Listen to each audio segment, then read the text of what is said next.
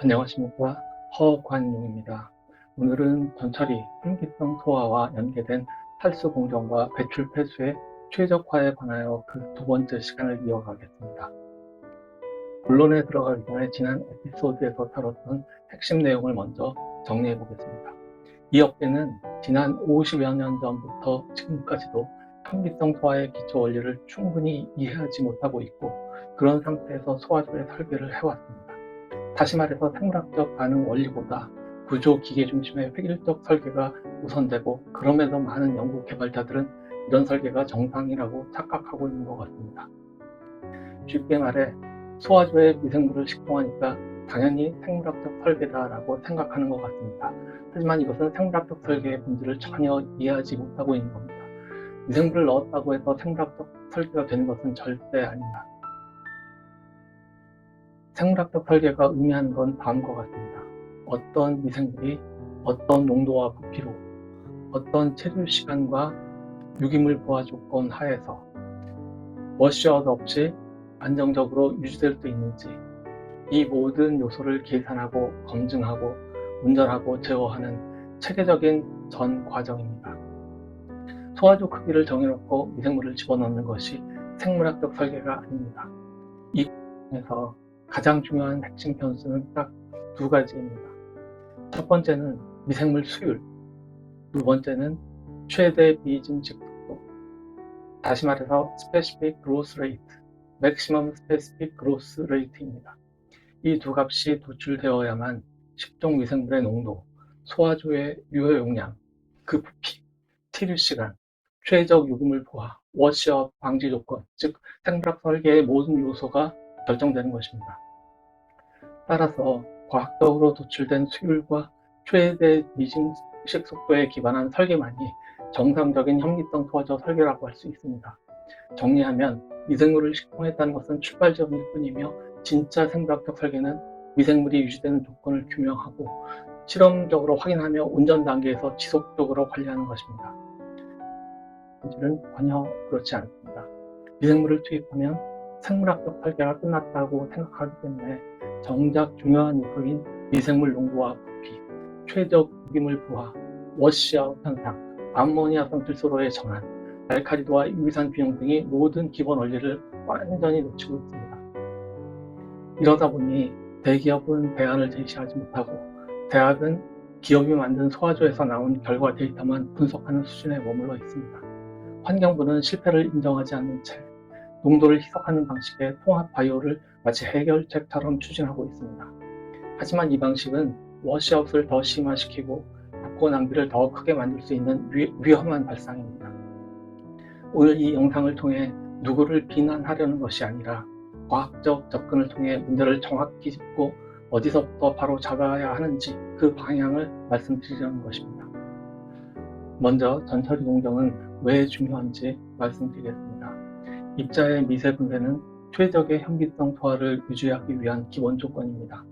입자의 크기가 크면 가수분해가 지연되고, 이는 소화 효율 저하뿐만 아니라 탈수 및 폐수 처리 시설의 운영에도 심각한 문제를 유발합니다. 정상적인 생물학적 설계가 이루어진 소화조에서는 유기성 질소, 즉 오거닉 나이트로젠이 아모니아성 질소, 아모니아 나이트로젠으로 전환됩니다. 하지만 전처리가 제대로 이루어지지 않아서 입자의 크기가 과도하게 크게 되면 현기성 소화 후에도 입자 상태로 남게 되고, 결국 환원 반응이 정상적으로 이루어지지 못하여 완전한 암모니아성 질소로의 전환이 이루어지지 않게 됩니다. 이렇게 배출된 입자 상태의 유기 고형물은 겉모양만 봐도 처리된 물질이 아닙니다. 유기물의 형체가 그대로 남아있는 상태이기 때문입니다. 문제는 여기서 끝나지 않습니다. 이 고형물은 소화 후 탈수 과정에서 다시 저분자 입자 또는 용해 상태의 유기성 질소로 전환되어 배출되는데, 이는 현기성 소화가 정상적으로 진행되지 않았다는 명확한 증거입니다. 이런 상태에서는 화학적 방법으로도 생물학적 방법으로도 폐수 처리가 거의 불가능합니다.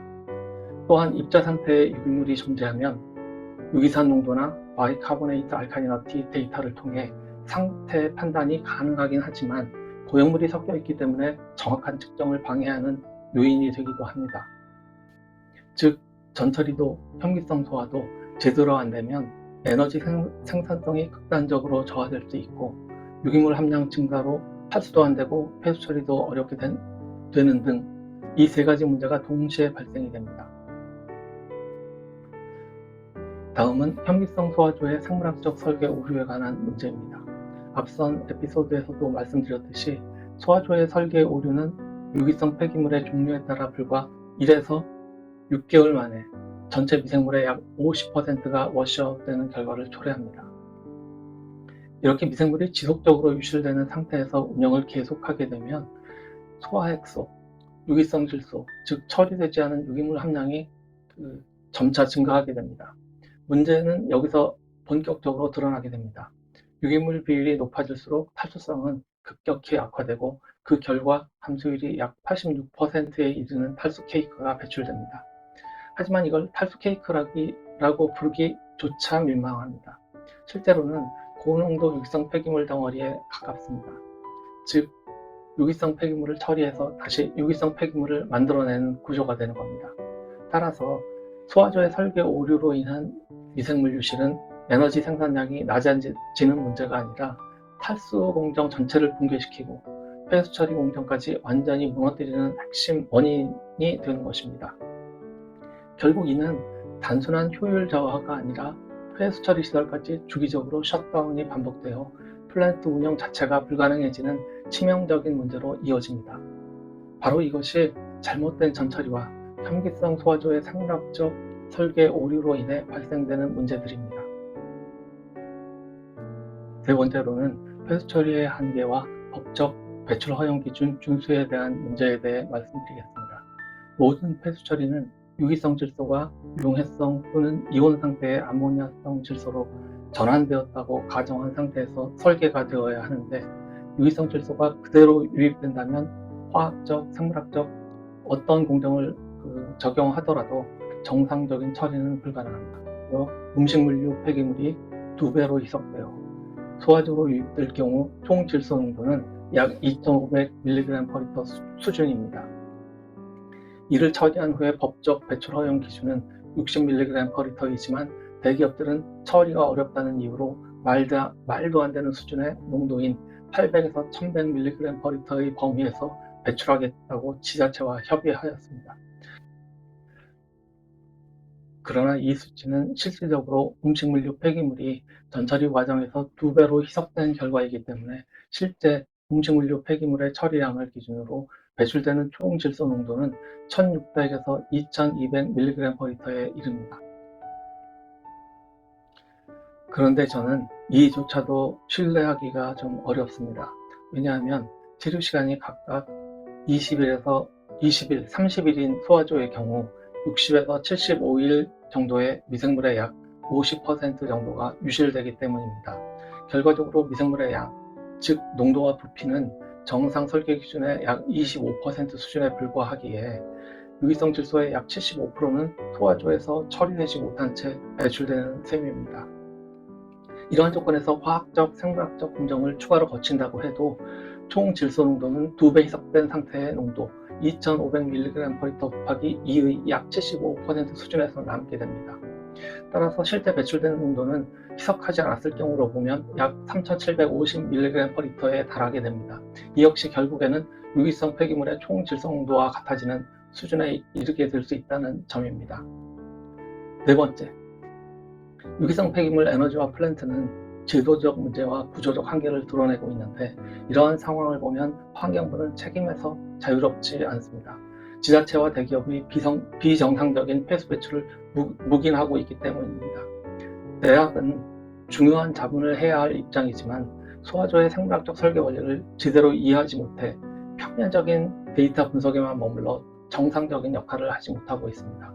사실 환경부나 지자체는 대학 따로, 기업 따로 협의를 하고 있고 3자 간의 협의가 있다고 해도 무의미한 협의만 반복되고 있습니다.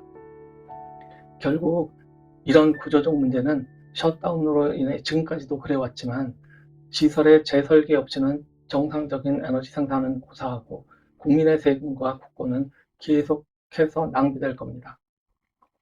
시설에 대한 관리 차원에서 조사가 예고되면 잠시 개선되는 듯하지만 잘못된 전처리와 소화조의 생물학적 설계 오류로 인한 문제는 주기적으로 반복될 수밖에 없으며 근본적으로 해결되지 않습니다. 즉, 설계 오류는 유기성 폐기물 에너지화의 근본적인 목적을 저해하는 요인이 되는 것입니다. 그러면 지난 시간에 드렸던 말씀을 정리해 보겠습니다. 전처리가 정확하게 이루어지고 현미성 소화조가 생물학적 설계 기준에 따라 정상적으로 운용되면 유기성 질소는 생물학적 반응에 의해 완전히 암모니아성 질소로 동시에 바이카보네이트로 전환됩니다. 이런 상태로 배출되면 고액 분리가 안정적으로 이루어지고 이후 폐수 처리 단계에서 최적화된 공정 적용이 가능해집니다. 이 조건이 충족되면 폐수 속의 질소는 최대 99%까지 회수할 수 있으며 이것이 바로 현기성 소화 시스템의 최적화가 완성된 상태라고 말할 수 있습니다.